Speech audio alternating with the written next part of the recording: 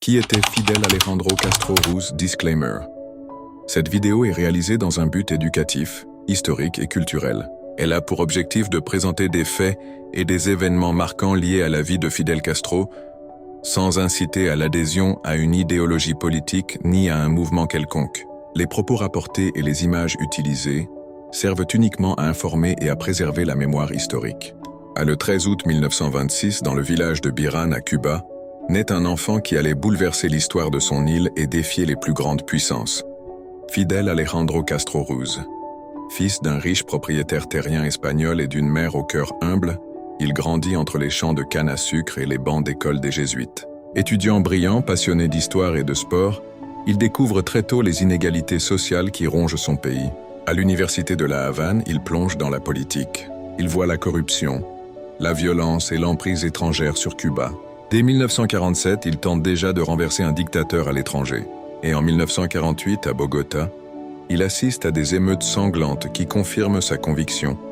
Pour changer le destin d'un peuple, il faut parfois prendre les armes.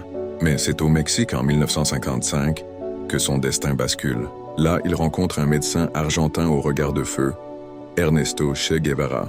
Avant de continuer, soutenez notre mission en vous abonnant et en partageant cette vidéo pour que notre histoire continue de voyager à travers le monde. Et ne vous arrêtez pas là, partez à la rencontre d'autres figures inspirantes sur notre page. Abonnez-vous alors. 2 hommes, 2 continents, une cause commune, libérer Cuba. Ensemble, ils embarquent sur le Granma avec 82 combattants. L'opération tourne au désastre. Mais quelques survivants trouvent refuge dans la Sierra Maestra. La guérilla commence. Pendant 2 ans, ils résistent, frappent, se replient. Les paysans deviennent leurs alliés.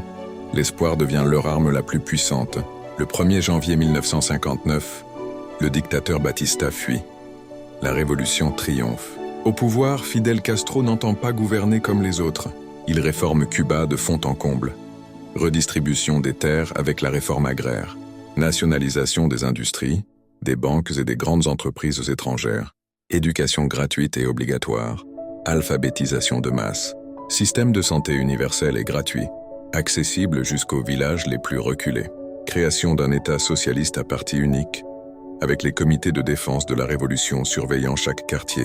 Alliance stratégique avec l'URSS et opposition ouverte aux États-Unis, marquée par la baie des cochons et la crise des missiles.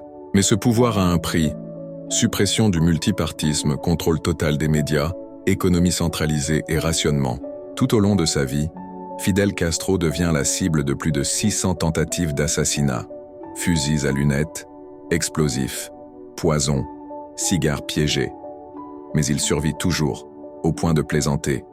Si survivre aux tentatives d'assassinat était un sport olympique, je serais champion du monde. La participation des médecins cubains pendant la pandémie de Covid-19. Une tradition d'exportation médicale. Depuis les années 1960, Cuba envoie des médecins à l'étranger dans le cadre de la diplomatie médicale. Ces missions servent à la fois à renforcer la coopération internationale et à générer des revenus pour l'État cubain. 2. L'intervention pendant la Covid-19.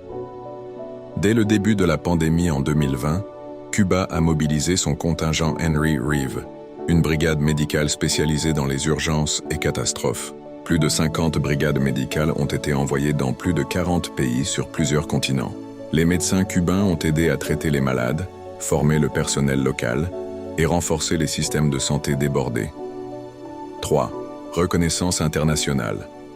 En 2020, plusieurs organisations et gouvernements ont salué leur action et proposé le prix Nobel de la paix au contingent médical cubain. La solidarité médicale cubaine pendant la Covid-19 n'est pas le fruit du hasard, mais le résultat d'un système éducatif et sanitaire construit sur des décennies, où la santé est vue comme un droit universel et un devoir envers le monde. Le 25 novembre 2016, à 90 ans, la voix qui avait défié le monde s'éteint, mais le nom de Fidel Castro résonne encore, gravé. Pour certains, Fidel Castro est un héros qui a tenu tête à l'Empire. Pour d'autres, un tyran qui a muselé la liberté.